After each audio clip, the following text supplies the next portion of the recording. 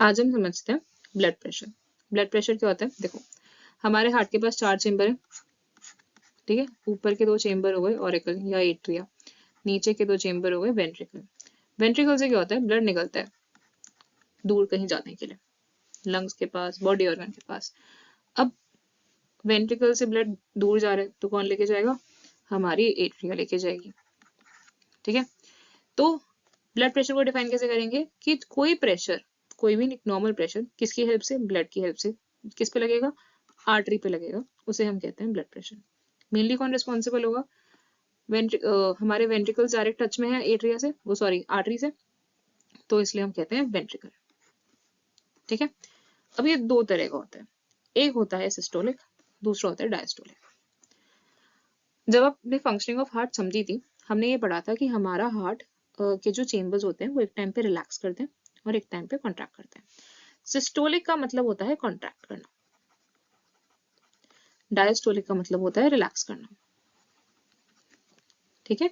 अब कैसे, एक बार अगर हमें कभी कंफ्यूजन हो इन चीजों में और हमें समझ नहीं आ रहा, डायस्टोलिक, ठीक है। डायस्टोलिक डी से शुरू होता है एंड डेथ भी डी से शुरू होता है। जब हमारी डेथ होती है तो हमारी बॉडी क्या कर जाती है? एकदम रिलैक्स कर जाती है, कोई काम नहीं हो रहा, कोई प्रेशर नहीं लग रहा, कोई कॉन्ट्रैक्शन, कोई रिलैक्स, मतलब कुछ नहीं हो रहा, it is complete in a relax state, ठीक है। तो डी से डायस्टोलिक, डी से डेथ यानी कि रिलैक्सेशन। सिस्टोलिक इसका ऑपोजिट हो गया विच इज कॉन्ट्रैक्शन, ठीक है। सिस्टोलिक यानी कि जब हमारे वेंट्रिकल्स सिस्टोल में है कंडीशन में, यानी कि कॉन्ट्रैक्शन वाले कंडीशन में। डायस्टोलिक यानी कि जब हमारे वेंट्रिकल्स डायस्टोलिक कंडीशन में, यानी कि रिलैक्स कंडीशन में। वैल्यू क्या होती है? सिस्टोलिक की होती है 120 mmHg, डायस्टोलिक की होती है 80 mmHg। mmHg का मतलब क्या है कि मरकरी का लेवल कितना राइज करता है इसमें, ठीक है। अब वैल्यूज में सपोज अगर किसी को कंफ्यूजन हो, क्योंकि देखो 120 80 तो हमें याद रह जाता है जनरली, पर हम कंफ्यूज हो जाते हैं कि सिस्टोलिक कौन सा था और डायस्टोलिक कौन सा था। अगर हमें ये पता है कि सिस्टोलिक का मतलब है कॉन्ट्रैक्ट करना, तो हमें इतना भी पता होगा कि कोई भी चीज में जिसको हम कॉन्ट्रैक्ट कराते हैं या करती है तो ज्यादा प्रेशर लगता है, इसीलिए systolic is higher in value which is 120। Diastolic relax condition है, रिलैक्स कंडीशन में ज्यादा प्रेशर नहीं लगता, इसलिए it is in a lesser value which is 80, ठीक है। ये हो गया हमारा device which is used to measure blood pressure. एक मार्क के केस, अगर 4 मार्क की केस स्टडी आती है तो उसमें 1 मार्क का क्वेश्चन दिख जाता है। अब एनसीईआरटी ने 2 टर्म और बताई है हमें इसके बारे में, उनको देख लेते हैं।